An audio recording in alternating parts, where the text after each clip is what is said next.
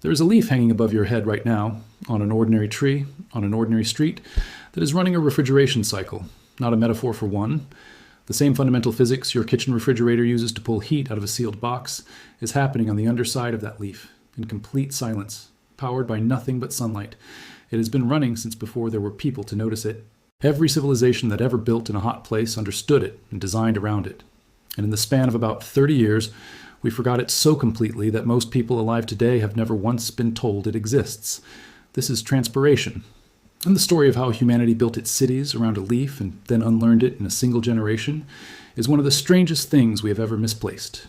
Pick a leaf on a scorching afternoon and hold the back of it against your cheek. It will be cooler than the air. Sit with how odd that is. The leaf has been in direct sunlight for hours, absorbing radiation with nothing shading it, and it is still cooler than the air surrounding it. It is not simply enduring the heat, it is throwing heat away, continuously, faster than the sun can pour it in.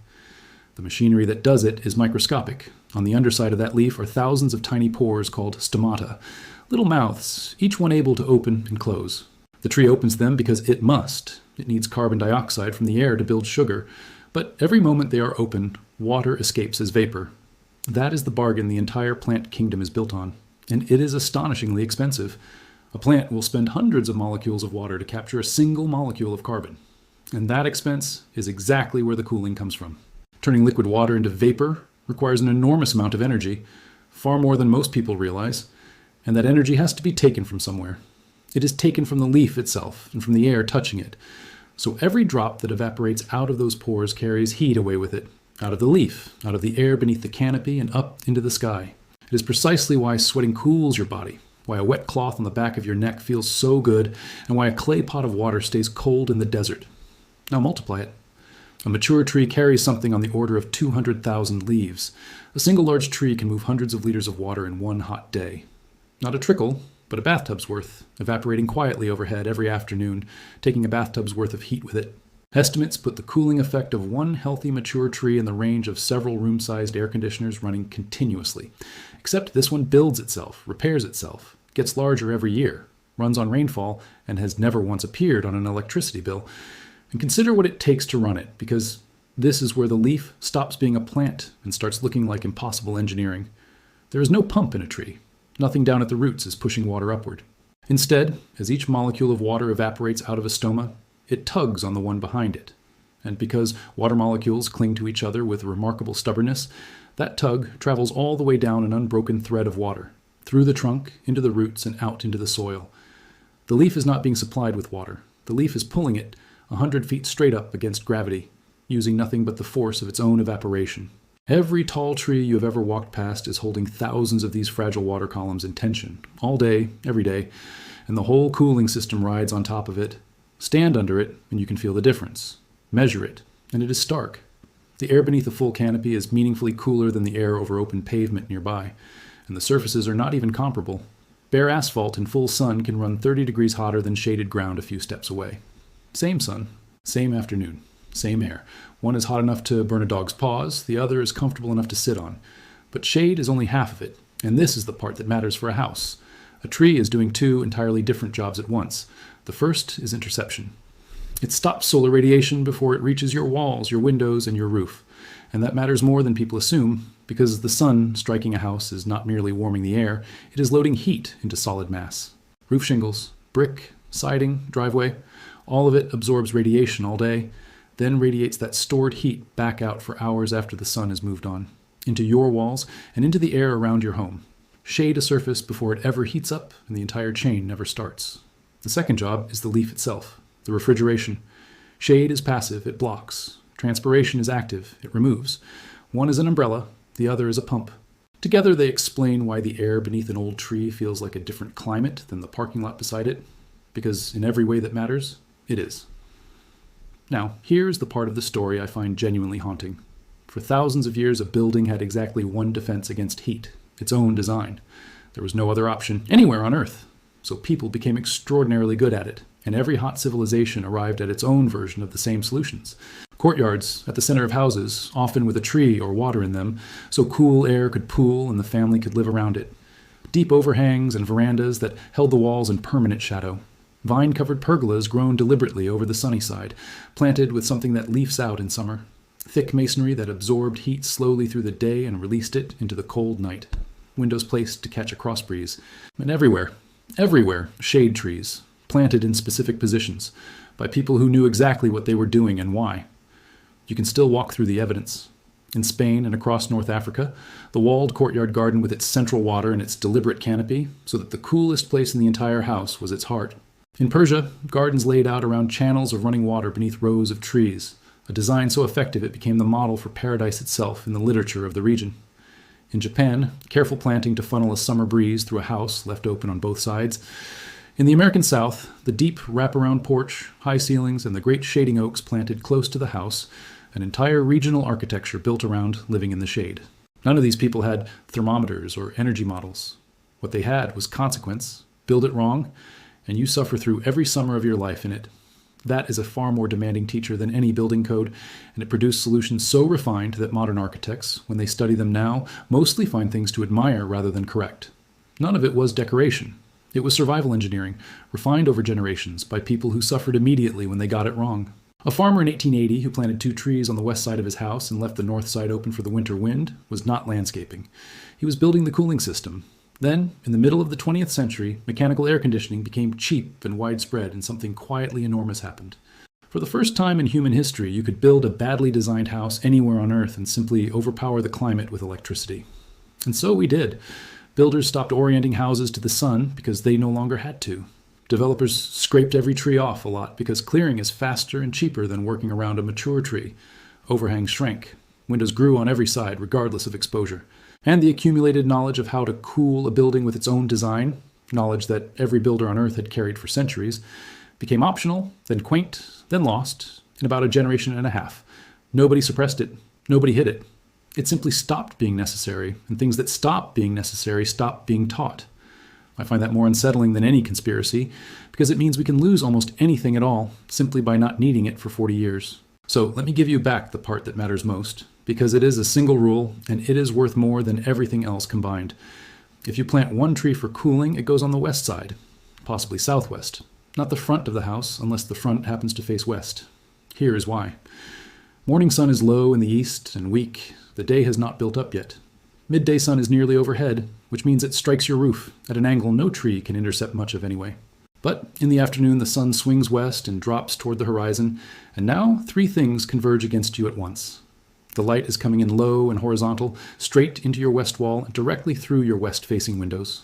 The air is at its hottest point of the entire day, and your house has already been soaking up heat for 8 hours and is fully loaded with it. That low western sun, pouring sideways into glass at 4 in the afternoon, is the single largest heat load most houses face, and it arrives at exactly the hour your air conditioner is already straining. A tree standing between that low sun and your west wall stops it cold. Nothing else you can plant does more. The savings are not trivial either. Energy authorities have measured this repeatedly, and well-placed shade trees reliably cut a home's summer cooling energy by a meaningful fraction. The figures that get quoted generally sit in the range of 1/5 to 1/3 of the cooling bill, depending on climate, house, and placement. Think about what that means over the life of a tree. Something you plant on a Saturday afternoon for the price of a few meals goes on subtracting money from your summer bills every year for the next 40, growing more effective as it grows larger, while every mechanical thing you own does the reverse. After the west, prioritize the southwest and southeast corners, then the south, depending on your climate. What you generally do not need is a tree crowding the north side, which never receives that punishing low-angle sun in the first place. And then there is the second half of the old knowledge, and it is the most elegant part of the entire system. Plant deciduous trees. Trees that leaf out in spring and drop everything in autumn. Consider what that gives you, for free, forever. In summer, when you desperately want shade, the tree is in full leaf, intercepting radiation and transpiring hundreds of liters a day. Then in autumn, precisely when you stop wanting shade, it drops its leaves.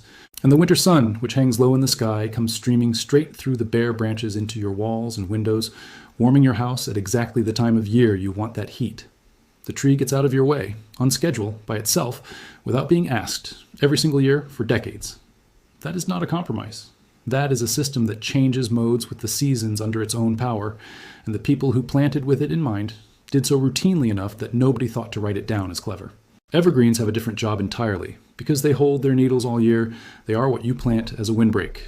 on the north or northwest, wherever your winter wind arrives, to break that cold wind before it scours heat off your walls. So the classic arrangement, worked out independently in cold winter regions everywhere, is deciduous shade to the hot west, evergreen shelter to the cold windward side. 2 plantings, 2 seasons, 2 entirely different jobs. A few practical notes. Place the tree close enough that it genuinely shades the building during those critical afternoon hours, but keep a large species a sensible distance from the foundation, clear of underground services, and well away from overhead power lines. In a small yard, a modest tree in exactly the right place on the west side will do more good than a magnificent oak in the wrong one. Do not overlook the ground either. A wide expanse of driveway or patio on the sunny side is baking all day and radiating that heat directly at your walls and in through your glass. Shading pavement is nearly as valuable as shading the wall behind it. The same applies to your outdoor air conditioning unit. Shade the condenser without blocking its airflow, and it works less hard, because a machine trying to dump heat into already superheated air has a far harder job.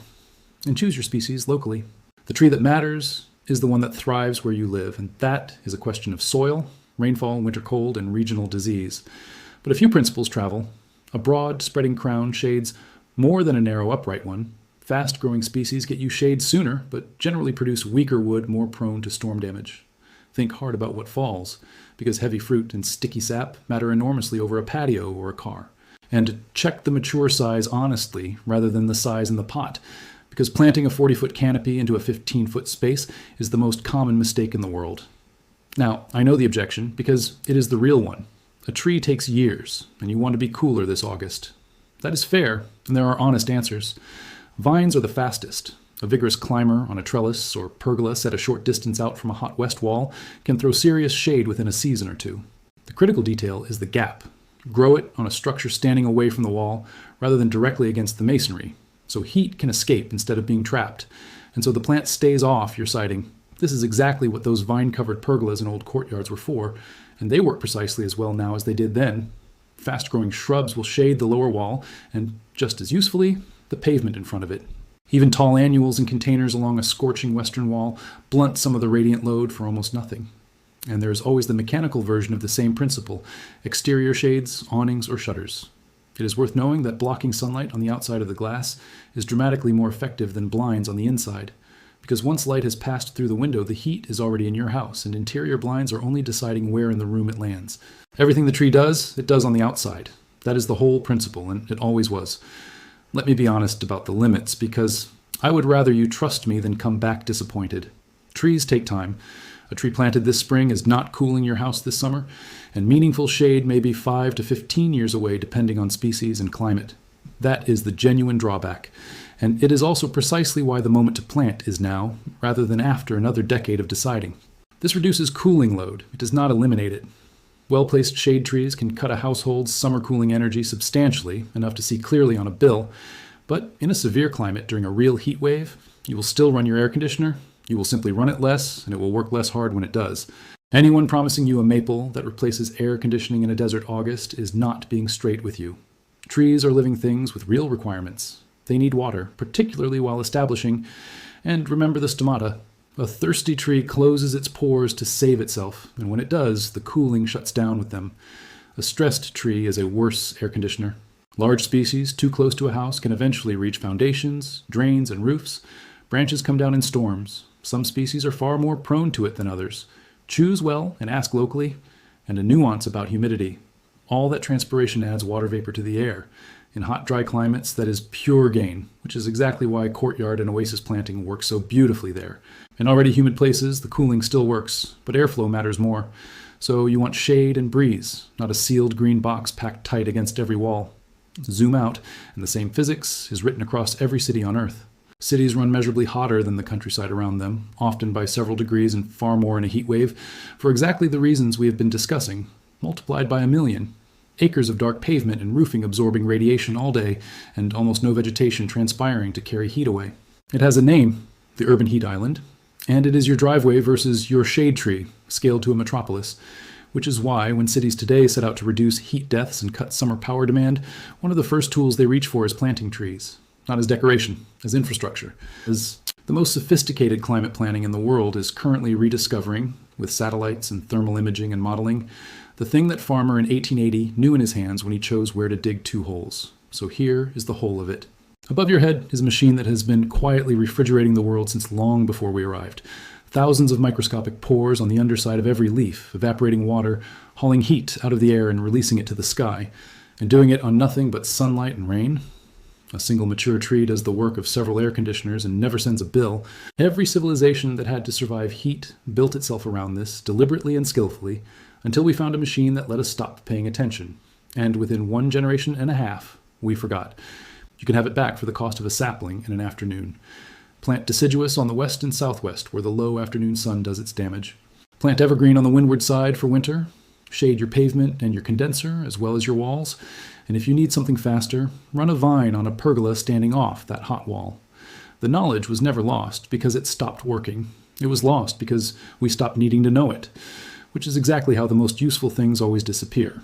So tell me down in the comments, which side of your house takes the worst of that late afternoon sun, and is anything shading it? And if you inherited a big old tree that has been doing this job for you all along, tell me what it is, because those are the ones I most want to hear about. I read everyone.